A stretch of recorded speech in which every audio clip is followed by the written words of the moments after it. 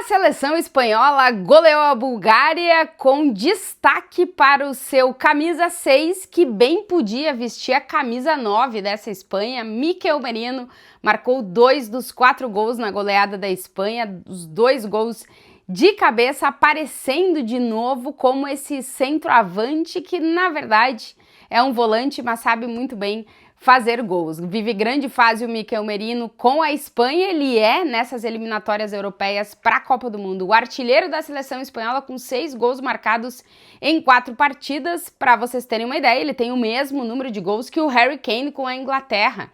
Nestas eliminatórias, é apenas 1 gol a menos que o Memphis Depay, que é o artilheiro da seleção holandesa nessas eliminatórias para a Copa do Mundo. Mikel Merino, em 2025, somando os gols que marcou com a Espanha e com o Arsenal, chegou aos 17, é mesmo, esse volante que atua como centroavante quando necessário. A verdade é que a Espanha venceu mais uma, goleou mais uma, agora foi a vez da Bulgária. A seleção espanhola dominou o jogo, só não marcou mais gols porque o goleiro da Bulgária fez boas defesas e porque em determinados momentos a seleção espanhola acabou relaxando na partida. Mas foi um jogo que a Espanha controlou, dominou e quando teve os seus principais jogadores em campo não teve nenhum problema para conseguir vencer e depois golear a seleção da Bulgária. Essa seleção espanhola dá a sensação, nos passa a sensação que independente do jogador que estiver em campo, a gente já sabe o que essa Espanha vai fazer e o rendimento parece que não cai tanto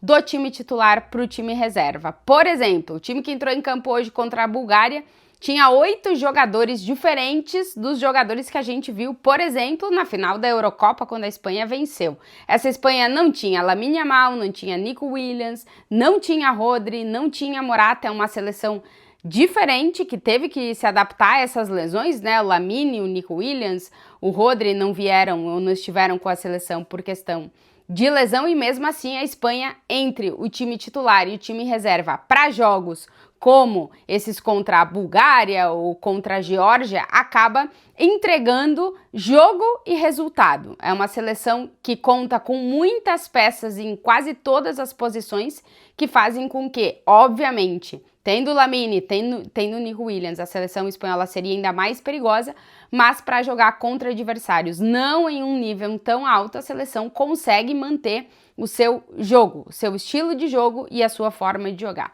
Isso faz com que a seleção espanhola, sem nenhuma dúvida, vá caminhando para chegar como uma das fortes candidatas para essa Copa do Mundo, apesar de ainda não ter garantido a sua vaga na Copa. A Espanha venceu os 4 jogos do seu grupo das eliminatórias europeias para a Copa do Mundo, tem 12 pontos, marcou 15 gols, não sofreu nenhum até agora, mas a seleção da Turquia, que está em segundo nesse grupo, tem apenas 3 pontos a menos que a seleção espanhola, por isso a Espanha ainda não está matematicamente classificada para a Copa do Mundo, ainda tem 2 jogos em novembro e precisa garantir a classificação. Vai enfrentar a Geórgia e depois o último duelo contra a Turquia. O ponto positivo para a seleção espanhola é que no duelo contra a Turquia, a Espanha goleou a Turquia e por isso tem um saldo de gols positivo, né?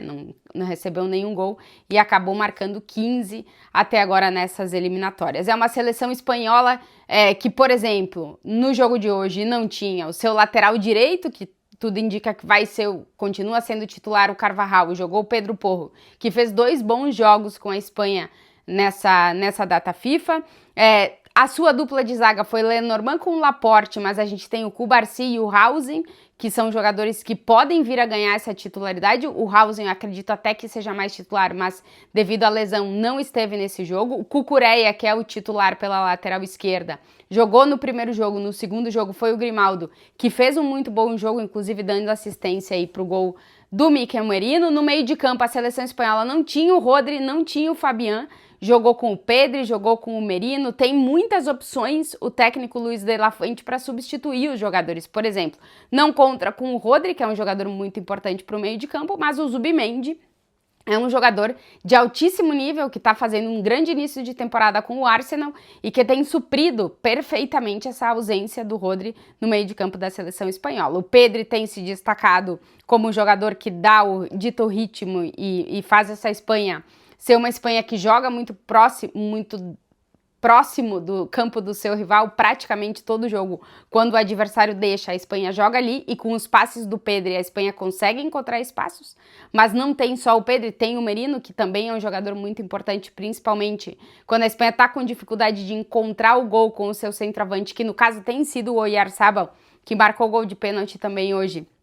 E é o artilheiro da era, Luis de la Fuente, e marcou 7 gols nos últimos 6 jogos, ou seja, vai assumindo aí a titularidade como 9 da Espanha, vai ser muito difícil alguém conseguir tirar a vaga do Oyarzabal, pelo menos de momento, dessa seleção espanhola. Uma Espanha que, como eu disse, não teve Lamine e não teve Nico, Lamine lesionado, o Nico se recuperando de uma lesão. Não teve o Dani Olmo, que também deixou a seleção lesionado, não teve o Ferran, que também deixou a seleção por uma precaução. Jogou com o Yeremy Pino, jogou com Samuel Morodion, jogou com Baena. É uma seleção que foi trocando muito e que vai trocando muitas peças, mas parece que consegue manter o seu mesmo nível. E uma Espanha que igualou o registro histórico da melhor Espanha de todos os tempos, que foi a Espanha do Vicente Del Bosque, que entre 2010 e 2013 ficou 29 jogos consecutivos sem perder, e essa seleção do Luis de la Fuente conseguiu igualar esse registro. É uma Espanha que continua tendo uma ideia de jogo muito clara e conseguindo colocar isso em prática meio que independente dos jogadores que entrem em campo, e como eu disse, ainda não está classificada para a Copa do Mundo, mas vai conseguir tudo indica carimbar essa passagem para a Copa do Mundo no próximo jogo, e aí a Espanha entra como uma das candidatas para a Copa do Mundo de 2026 pelos jogadores que tem e pelo futebol que apresenta e pelos resultados que vem conseguindo essa seleção do técnico Luis de la Fuente.